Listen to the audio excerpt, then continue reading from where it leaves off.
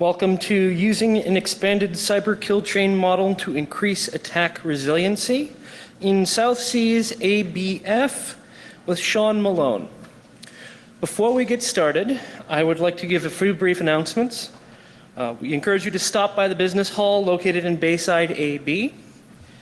The Black Hat Arsenal is on this floor in the Palm Foyer, and there will be a reception in the Arsenal area at 5 o'clock. If you have not picked up merchandise or swag, today is your last day to visit the bookstore in the official Black Hat shop down on level 2. And of course, visit the Kali Linux lab in Mandalay Bay A. Also, now is a good time to put your phone on vibrate, and we thank you for doing so. It makes it easier for the rest of us to ignore you ignoring your phone while we wait for your voicemail to pick it up. Without further ado, Sean Malone.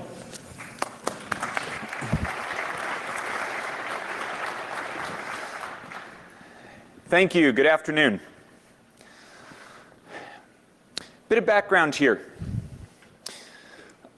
I started in information security a little bit over 10 years ago. Started off building web applications and then realized that it was more fun to break them than build them. Moved from there into various forms of penetration testing, red teaming, and then the last 4 years has been doing adversary simulation exercises with FusionX. So when we say adversary simulation, this means executing realistic attack simulations to help the organizations that we work with first evaluate and then improve their overall ability to prevent, detect, and respond to attacks by sophisticated adversaries. So my role has been in designing and executing these attack simulations and then responding when it's not a simulation. So when we work with organizations to drill on this, then they bring us in when they actually have a breach that they're dealing with. So we've seen it from both sides, both the offensive side and the defensive side. And what we've seen is that the models that are used today are generally not sufficient to encompass the full range of actions that an adversary takes to go from, I have this idea that I'm going to attack a given organization, all the way through to accomplishing their end objective.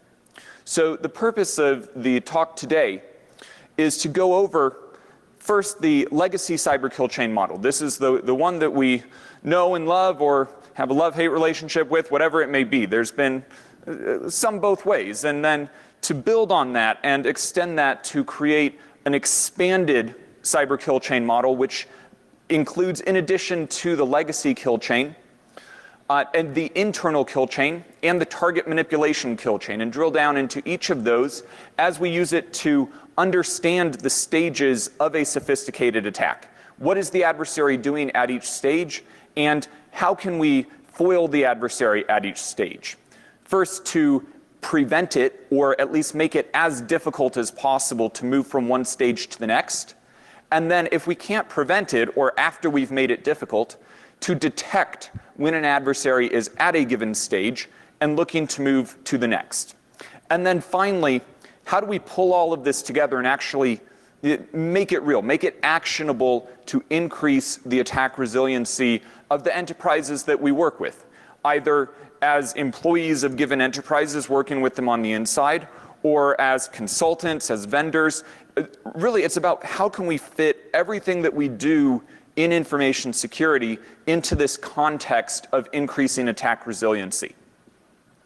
So diving into first the legacy cyber kill chain. This concept of applying the kill chain to the cyber realm has been around for a while. It was fairly recently popularized by Lockheed Martin, and they were the ones who first put together this sequence of 7 steps here, going from reconnaissance through to actions on objectives.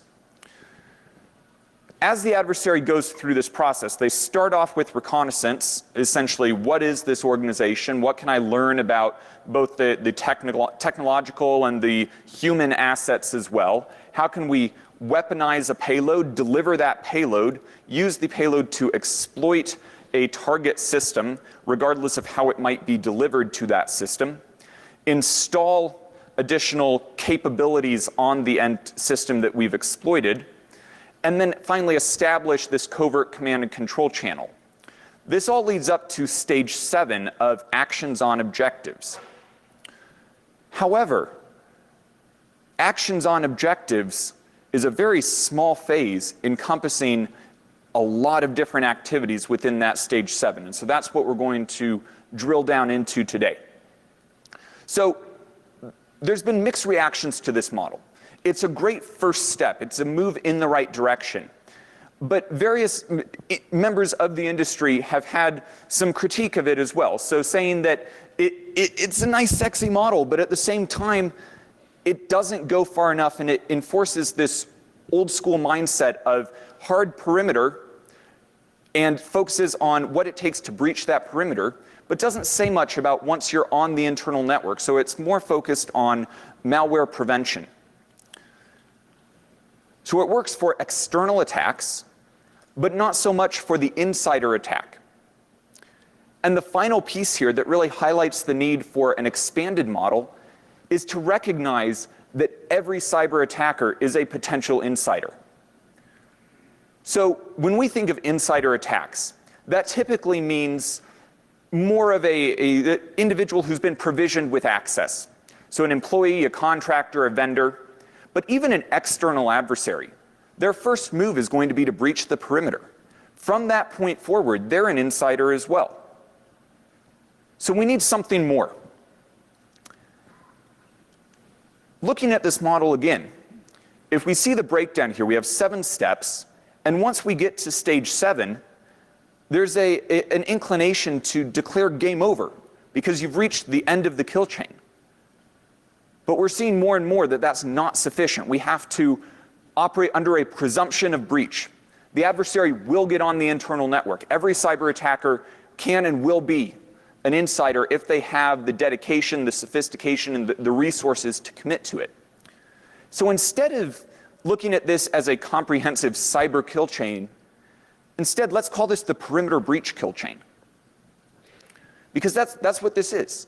It really is looking at just the first stages in this attack.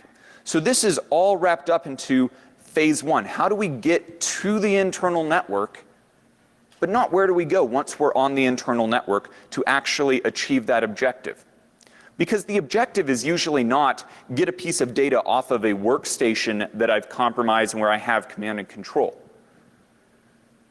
When we're talking about a sophisticated adversary with the intent and capability to cause material damage to an enterprise, the objectives are much broader. So when we have these actions on objectives, it really goes back to what is the motivation of the adversary. So here are some examples. The motivation may be financial theft, which correlates to an objective of modifying queued wire transfers before they go out to the Fedwire system. It may be reputation impact, trying to damage or tarnish a competitor's reputation, resulting in loss of market share. This can be done through denial of service against the organization's workstations. We can look at disabling infrastructure or gaining the ability to provide propaganda support for a coup attempt. We saw this in Turkey, where control of the media was absolutely critical to controlling the message. It's all about controlling the message of what's going on, and you do that through manipulating the broadcasts. You can do this by walking your military unit into the broadcast studio. You can also do this by hijacking the broadcasts and replacing it with your own video feed, regardless of whether or not you're physically in the same location. Even something as direct as a terrorist group looking to cause regional panic by manipulating the balance of chemicals in the water supply. These are objectives, and these are not objectives that are able to be accomplished simply by compromising a user's workstation. It requires going further beyond that. So this is where the expanded cyber kill chain model comes in. We start with the legacy cyber kill chain, which, as discussed, is really focused on breaching the perimeter. We move from that into the internal kill chain, gaining access to the target systems, essentially being on a network segment with the ability to talk to the target system. So they may be in a secure enclave, a different site, a SCADA control room, whatever it is. You have to be able to talk to those systems in order to then move to the third stage, which is the target manipulation kill chain. In the target manipulation kill chain, the adversary is looking to subvert the processing of those systems in order to achieve whatever their specific objective may be. So let's drill down. We're not going to spend a lot of time on the legacy cyber kill chain. That's been thoroughly analyzed and used in a variety of models and looking at the different steps that are required and the different controls that can be implemented to make it as difficult as possible to move through those steps. Instead, we're focusing on the actions on objectives there. So essentially, everything that I'm talking about here fits into actions on objectives. So first, we explode this out into the internal kill chain. As the adversary goes through internal reconnaissance, internal exploitation, enterprise privilege escalation, so not on a single system, but really escalating privileges in the enterprise overall, going through the steps for lateral movement, and then finally gaining the ability to manipulate the target. Take this one step further, and we explode target manipulation into its own kill chain, where we again have reconnaissance, but this time on the target system specifically. Exploitation, weaponization, installation, and finally, execution of that weaponized target-specific malware to achieve the adversary's objective. The internal kill chain is going to be common to most objectives in that in most enterprises, the process of going from a compromised workstation or a device plugged into the network to the ability to talk to any system in any secure enclave on the network is a fairly standardized process in most enterprises. The target manipulation kill chain, on the other hand, is highly objective specific. So the steps to go through here, while we have abstracted and generalized into the ones as listed, that's going to look very different if you're looking to manipulate industrial control systems versus redirect wire transfers. Note that there are stages here that occur in multiple kill chains: reconnaissance, exploitation, weaponization. These are activities that the adversary engages in again and again. So they go through essentially a cycle. And that leads to one of the other criticisms of this model overall, is that it's a linear model. So should we be thinking in terms of a kill chain, or is it really more of the OODA loop that's also been put forward? So the OODA loop comes from the world of fighter pilots engaged in a dogfight. In the dogfight, each fighter pilot goes through this sequence of observing their surroundings, orienting themselves in space and relative to their adversary, deciding what the best course of action is, and then engaging in that action, acting to accomplish their objective. Once they act, it goes back to the beginning. The situation has changed, and they now need to go back to observing and engage in that phase again. And so this loop goes on. The reason this is relevant here is that in the dogfight world, if you can go through this loop more quickly, you increase your chance of success and survival.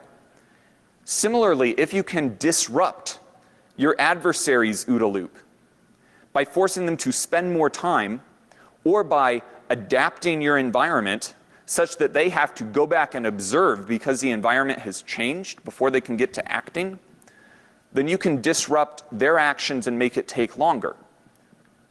So this is a valuable perspective as well. It's a different lens to view the same operation. So from one perspective, it's a line, a linear kill chain model.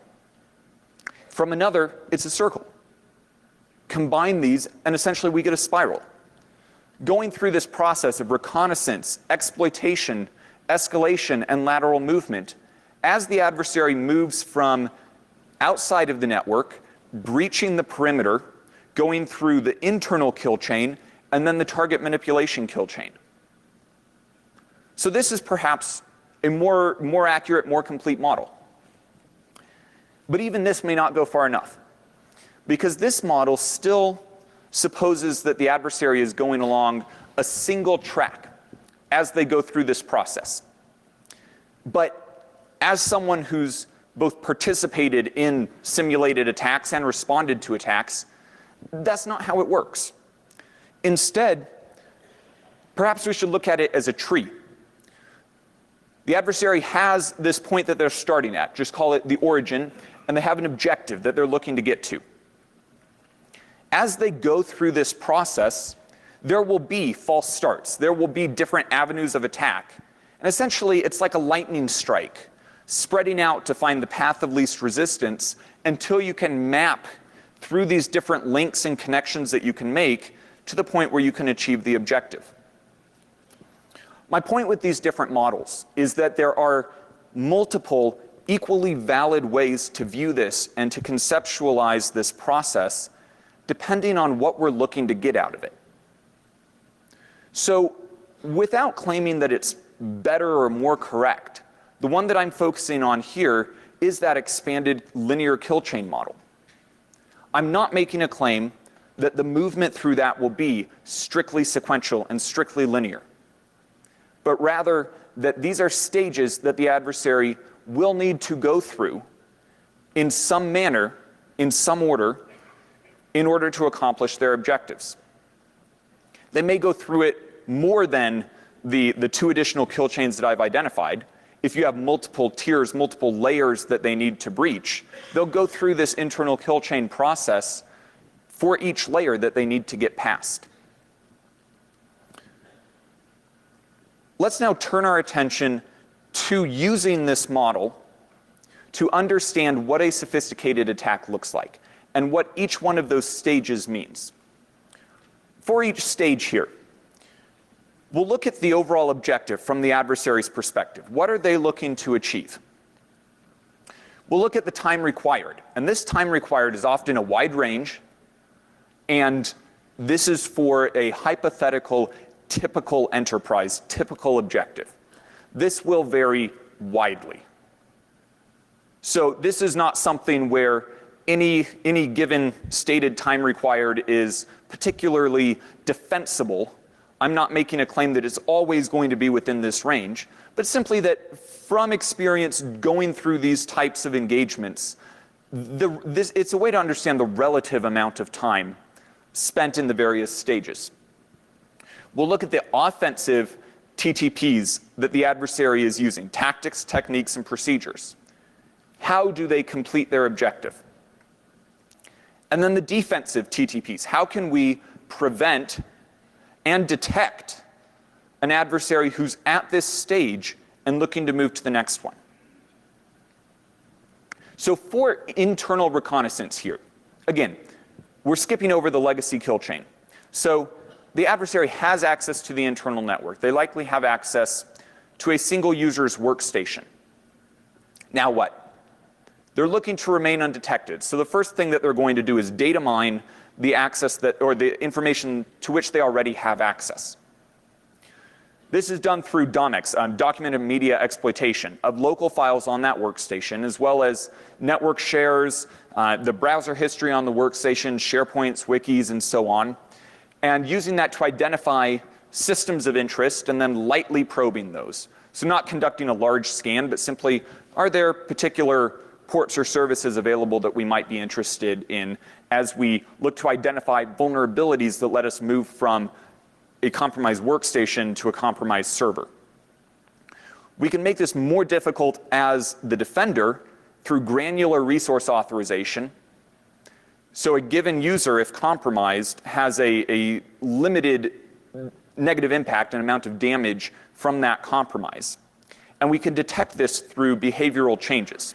If a given user has access to a large number of file shares, but they only, on a regular basis, retrieve files from 1 or 2, and then tomorrow they retrieve files from 100, something's changed. If we can identify what has changed, then there's a decent chance of identifying when an account has been compromised even if we're not able to detect the particular command and control channel being used. We move on then to internal exploitation.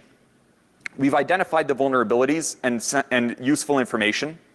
Now we move to exploiting it in order to gain access to systems. So this may be system-level vulnerabilities, missing patches, but more frequently it's web application vulnerabilities, broadcast protocol spoofing, or even something as simple as poor security hygiene, default credentials, all of these types of things, going from access to this workstation to access to a server. So of course then, prevention is about good security hygiene in the enterprise, patch and vulnerability management, including those lower value assets, the development, the test systems, all of these which can be used as stepping stones, even if they are not in and of themselves a high value asset. Detection, this is one where endpoint protection on servers as well can be useful, particularly some of the next generation solutions that look more at the behavior on the workstations as opposed to simply signature-based detections.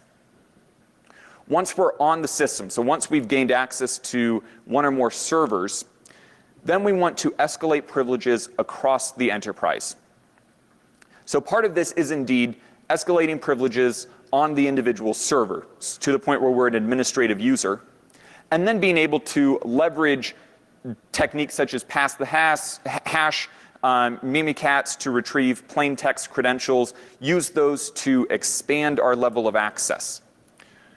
Unprotected SSH keys are wonderful for this. Credentials and configuration files, all of these types of things that let us extend compromise of a single system to compromise of many systems.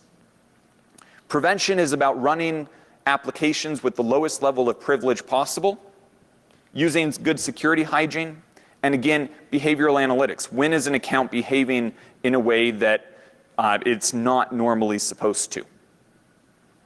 Once we have access to these privileged accounts, so this may be the service accounts in Active Directory, domain admin accounts. These are not objectives in and of themselves, but stepping stones towards the adversary's objective. This leads us to lateral movement. We now have the credentials. We have the privileged access.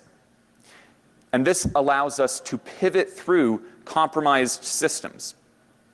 We may not need to identify a vulnerability in a system used as a pivot point if we can simply use a compromised account to log in and create an SSH tunnel to that point, and then go through that and create an SSH tunnel to the next point, and so on. It's not uncommon to have SSH tunnels that are nested 3 or 4 layers deep in order to access the network subnet that has the target systems that we care about.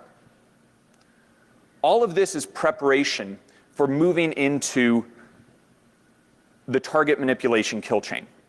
So at this stage, prevention is about making this as difficult as possible, requiring the adversary to go through as many steps as possible or as many iterations of that internal kill chain to be able to talk to the systems they care about.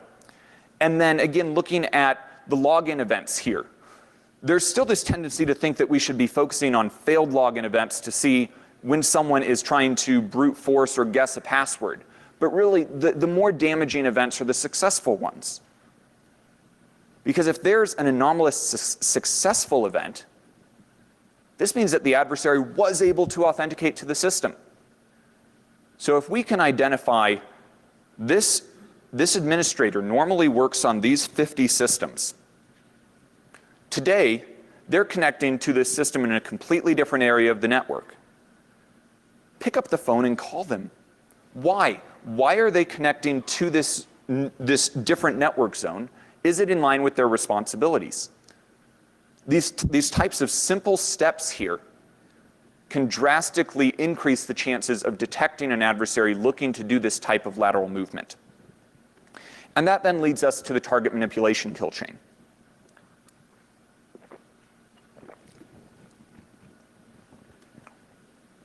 So the first step here is going back to reconnaissance. Now the adversary is at a point in the organization on the enterprise network where they're able to talk to the target systems that they need to manipulate to achieve their objective. They're looking to map and understand the objective-specific systems. This includes looking at the vendor documentation, perhaps going out and getting a sample or a proof of concept, a pilot of this software, and looking to see what information we can find on the internal network as well. So as we've gone through the internal reconnaissance and the internal kill chain, we're also keeping an eye out. Where can we find information on wikis, SharePoints, et cetera, that point us in this direction and tell us how the internal administrators operate these systems? Because we're looking to ideally use standard administrative utilities. So the network traffic should look completely normal. A good adversary, once they have this level of access, is simply an unauthorized system administrator. The tools, the protocols are exactly the same. So to prevent this, we want to restrict access to that documentation and specifications. And again, detection is around access patterns. Is a new account accessing the system? Is it accessing it at a time or from a source location that is not in line with normal patterns? Target exploitation. We list the time required here as 1 hour because when you get to this stage, you already own the enterprise. In most cases, there is not sufficient segmentation between the authentication systems for the enterprise and for the high-value assets. When there is, it drastically increases this time. So sometimes it's default credentials. More frequently, it's a privileged Active Directory account for the enterprise as a whole that also allows you to log into the HMI workstation in your plant control room. But if you can break that trust relationship, then you increase this time from 1 hour to days or weeks, as the adversary needs to then do research to exploit new vulnerabilities to access these systems. Once we're on these systems, we move into weaponization. So this is, again, going back to the same skills and techniques used to weaponize a piece of malware that can be used to breach the perimeter. But in this case, we're targeting not a user's workstation, but the objective systems that we care about. To do this, we use the internal reconnaissance and the exploitation to extract firmware and to know exactly what devices, down to the individual model numbers of the devices in the field, particularly in the case of industrial control systems. And we build these in our lab. So we then have a lab environment that looks exactly like what's out in the field in the target organization. This lets us go through the hardware hacking process of extracting firmware, reverse engineering that firmware, and then creating modified firmware that breaks the business logic in subtle ways to be able to manipulate the outputs in that industrial control system, while at the same time disconnecting the outputs from the monitoring process. When we have this fully weaponized in that setting, we can be turning valves and pipelines on and off, and it's reporting back to the control station that nothing has changed. So you're looking to not just take control, but take control in a way that is subtle enough that it subverts the detective controls as well. So the general hardening principles here are going to increase the time required to do this. It's not really possible to detect when an adversary is doing this stage because it's offline, it's in their lab environment. But you can make it take longer by having hardened, obfuscated applications. So assuming that at some point an adversary will be able to extract the firmware from this device, and we want to make it as hard as possible for them to actually weaponize the malware targeting these systems. Installation then, again, very quick. We've already done the exploitation, we've already done the weaponization. We have access to install the firmware. If we're doing application signing and file integrity monitoring, this is a good place to be able to catch the adversary, make it difficult for them to install something using or install something without going through the extra step of signing that new binary, and having file integrity monitoring on these critical systems to detect when something has changed.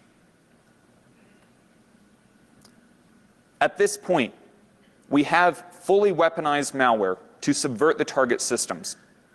We've installed it, and we're ready to execute. We're one step away. But it's not uncommon for the adversary to go dark at this point and wait. Maintain that level of access, be at the stage T-1, and wait for conditions to be right before they move to execution.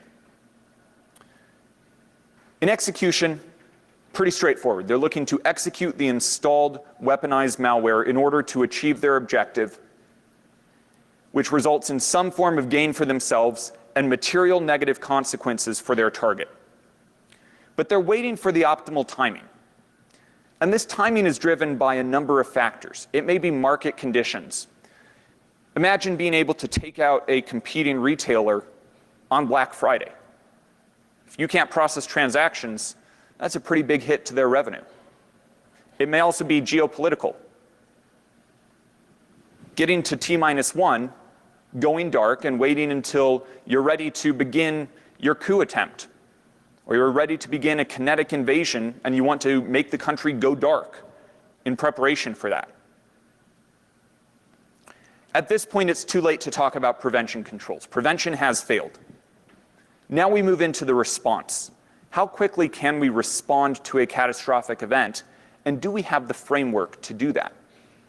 We've done these attack simulations from a zero-notice perspective, where we get to the point where the broad enterprise-wide incident response process has been activated, and the executives of a large financial institution are sitting in a war room trying to determine what the right next step is.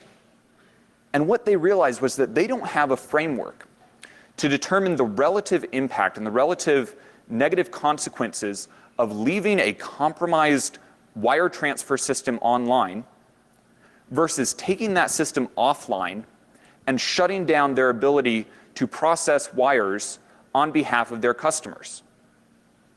So these are the types of extreme situations that need to be wargamed ahead of time so that you have a framework within which to respond in the best interests of the organization.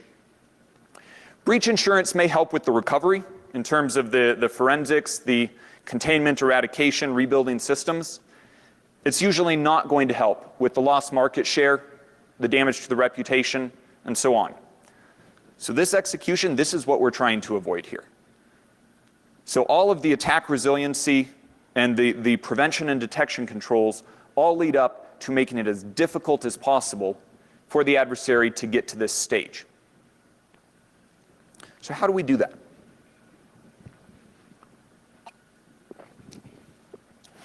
In order to build a resilient enterprise and make it take as long as possible and be as difficult as possible to go through not just the legacy kill chain, but the internal kill chain and the target manipulation kill chain, we need to understand first that resiliency, more than a particular architecture or particular control or solution, it's not a silver bullet.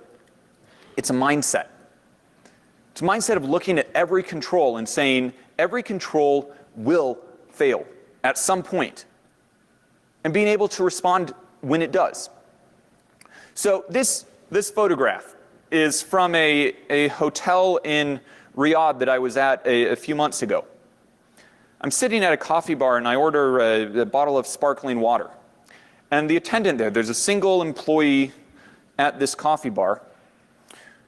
He says, well, I don't have it here. I need to go back to a storeroom to get it. He turns the key to lock the cash drawer, pulls out the key and sets it on top of the cash drawer, and then walks back to go get the bottle of water, leaving this register completely unattended. And it was so clear what had happened. Somebody had trained this employee, and he'd been well trained and had really kept this in mind and followed the letter of the policy. He was almost certainly told, do not walk away, leaving the key in the cash drawer. So he didn't. He followed the letter of the policy, and the control still failed. This is an easy to see example in the physical world, but the same thing happens all the time for cybersecurity controls. So if we assume that every control will fail at some point, if the adversary has access to the internal network, to any given username and password, including your privileged accounts, your service accounts, domain admin accounts, these accounts that allow access to a large degree of your enterprise.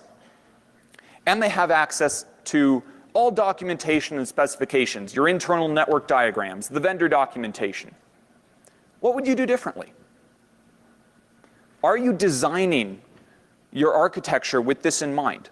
And not just your network architecture, but your backups, your virtualization, your authentication systems, the level of authentication that you put on the applications, how you harden the application servers to make it more difficult for somebody who's authenticated to the server to get database credentials. All of these types of things assume that the adversary will be able to get to that stage and make it as hard as possible for them to move to each subsequent stage. So what we're looking to do here is to affect the time required. First, the time required for the adversary to achieve their objective. We want to increase that time so it takes as long as possible for them to achieve their objective. This is done through the addition of effective prevention controls. On the right-hand side, the time required to detect and eradicate that intrusion. We want to decrease that, and we decrease it through the addition of effective detection and response controls. At a certain point, these cross. We call this the threshold of defender success. This means that when these two cross, the defending security operations team has a high chance of being able to detect and eradicate the intrusion before the adversary has achieved their objective. Note that this is for a given adversary sophistication level. In the presence of a certain ecosystem of controls, the adversary can also manipulate the time required on both the left and the right-hand side here. And they can do that by increasing their level of sophistication. More skilled adversaries on their team, deeper investment in their own research and development, purchasing additional 0 days on the black market. And what this gets at is that the level of adversary sophistication really translates to the level of the adversary's investment. So what we're looking to do is shift the economic model. If we plot the strength of the defenses, now considering both prevention and detection and response as one category, the overall strength of the defenses, versus the sophistication required, but really it's the adversary investment required. As expected, when we increase the strength of the defenses, we increase the investment required for the adversary to achieve their objective. The adversary has a certain objective in mind, a certain reason, a certain motivation, and we can translate that loosely to a dollar value as well. There's some value to the adversary of the asset that we're defending. This is not to say that every adversary is strictly financially motivated, but simply that they have a certain value, and if they can't achieve their objective in a way that makes economic sense, even for non-economically motivated adversaries, they're going to go after different objectives, or they're going to go after perhaps a similar objective with a different target organization. This lets us define a danger zone and a safe zone. So when you're above this line, the adversary needs to spend more than their return if they succeed. This means that it doesn't make sense for them to attack you because they have a negative ROI. The danger zone is where they have a positive ROI. Even within the danger zone, it's not a binary safe or danger zone in terms of where you want to be. Ideally, yes, every organization would be in the safe zone. However, there's also a cost for the defending organization, an investment required to move towards the right, increasing the strength of the defenses. So it's not always economically, from the defender's perspective, the best decision to invest to the point where you're in this safe zone. But if you can move to the right through strategic, smart investments in your overall defensive capabilities, you can decrease the adversary's ROI even if it's still positive. And so if there's an organization that's in the bottom left of this chart, that's going to be a more likely target than an organization that's in the middle or towards the right but still in the danger zone. If the adversary can achieve the same or a similar objective through two different routes, they're going to take the path of least resistance, the path of a lower investment for them, because it means that there is a higher return on investment for them. So pulling this all together then, we want to be able to increase the strength of the defenses with the minimum investment required, or to flip that on its head, for a given level of investment, we want to move as far to the right as possible. And that's where the internal kill chain and the target manipulation kill chain comes in. So we don't need to call it game over just because an adversary has access to the internal network. If we understand the additional steps that they need to move through, and we can make it take as long as possible for them to move through those and increase our chances of being able to detect and respond to an adversary who's looking to go from one stage to the next, that means that we have so many more chances to slow down and stop an adversary looking to achieve one of these damaging objectives than if we're focused exclusively on blocking them at the perimeter.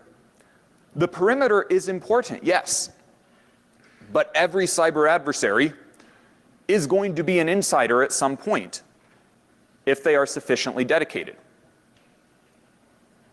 So the final point here is, how do you know?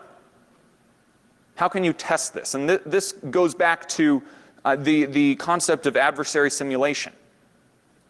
And this is something that it's near and dear to my heart, having spent a fair amount of time here. But we're finding that it's really the most effective way to determine where are you on this horizontal axis.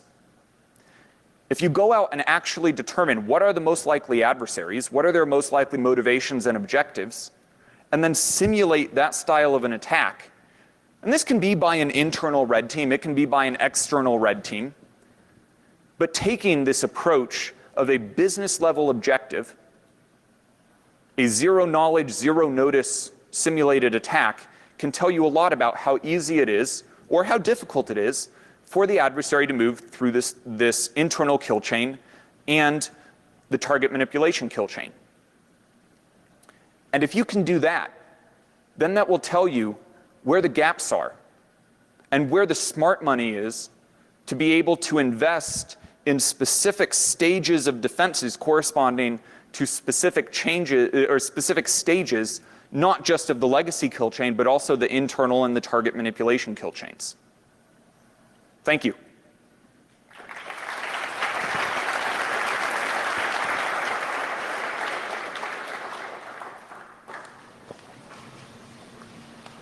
Any questions?